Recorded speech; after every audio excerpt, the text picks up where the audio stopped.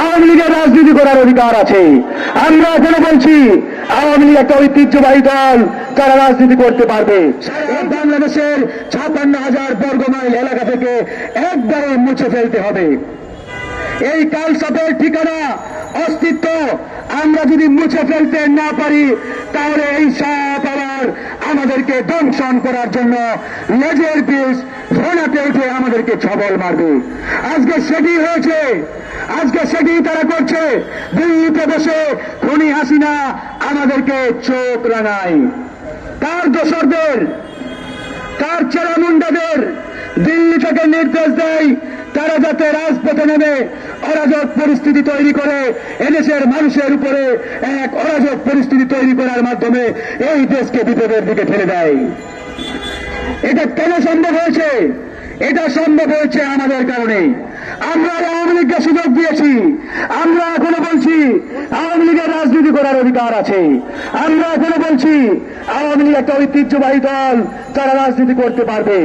এই যে বক্তব্যগুলো, এই বক্তব্যগুলোই আওয়ামী লীগকে রাজপথে নেমে এই দেশকে বিপদে ঠেলে দেওয়ার সুযোগ দিচ্ছে, সাহস যোগাচ্ছে। তাই বন্ধুগণ, আওয়ামী লীগের বিষয়ে আমাদের অবস্থান একবারেই পরিষ্কার, একবারেই ক্লিয়ার।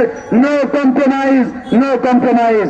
আওয়ামী লীগ যেখানে উচ্ছেদ অভিযান, উৎখাত অভিযান, সেখানে এর বাইরে আর কোনো ফর্মুলা নেই, এর বাইরে আর কোনো সূত্র নেই।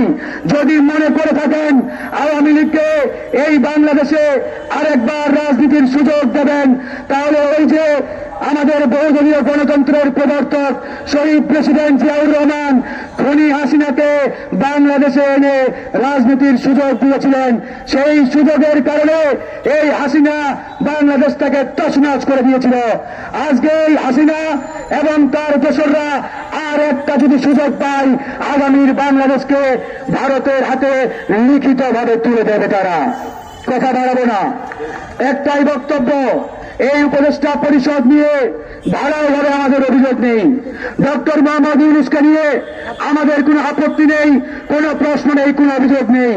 ডক্টর মোহাম্মদ ইউনূস আমাদের সরকার, ছাত্র জনতার সরকার, এবং তাই ডক্টর মোহাম্মদ ইউনূস ব্যর্থ হওয়া মানেই বাংলাদেশ ব্যর্থ হয়ে যাওয়া। যেই বক্তব্য দিয়েছেন তারেক রহমান, জামাত ইসলাম, অন্যান্য রাজনৈতিক দলগুলো একবারে তাদের অবস্থান স্পষ্ট করেছেন। কিন্তু আমাদের আপত্তি, আমাদের সমস্যা, এই উপদেষ্টা পরিষদে আওয়ামী দোসররা আজকে যে কোনো কায়দায় অন্তর্ভুক্ত হয়েছে। এই আওয়ামী দোসরদের এই উপদেষ্টা পরিষদ থেকে অনতি বিলম্বে বহিষ্কার করতে হবে।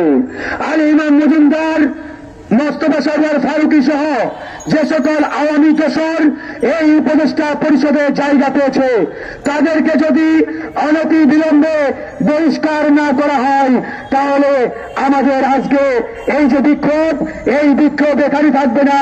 এই বিক্ষোভ চলে যাবে যমুনার সামনে, যমুনার সামনে, প্রধান উপদেষ্টার বাসভবনের সামনে। ভালো থাকবেন, আল্লাহ হাফেজ।